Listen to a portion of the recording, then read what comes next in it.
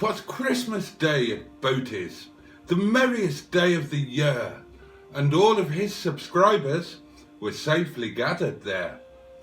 In came the Christmas pudding, and with a voice to shatter glass, Jim shouted, "We don't want your pudding, so stick it up in the cupboard with the rest of the unwanted presents."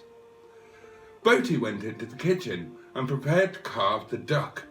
He said, "Who wants the parson's nose?" And Dick said, You have it yourself, Boaty." Boaty took out his Bible and read out little bits. Said Ali Mac from the back of the room, "This man gets on very well with everybody."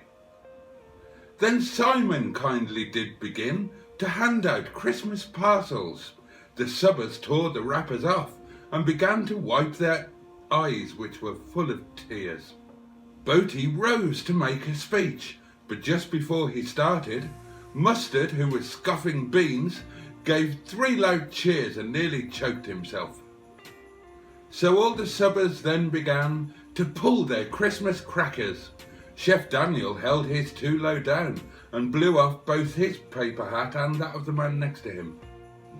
A steaming bowl of white bread sauce was handed round to some. Pingu Concord called aloud, "This bread sauce tastes like it was made by a continental chef." Mince pie with custard was served next, and each received a bit. Tripemonger said, "This mince pie's nice, but the custard tastes like the bread sauce we had in the last verse." Tracy, dishing out the food, dropped custard down the front. She cried, "Aren't I a silly girl?" They said, "No, you're a perfect picture as always, my lovely." "This pudding here," said Alan Searle, "is solid, hard and thick. How am I going to stir it?" They answered, "Use your penknife, the one with the pearl handle." Boaty asked the vicar to entertain his flock. He said, "What would you like to see?" Mr. Ben said, "Let's see your conjuring tricks. They're always worth a watch." "Boaty, may I be excused?" asked one benign old chap.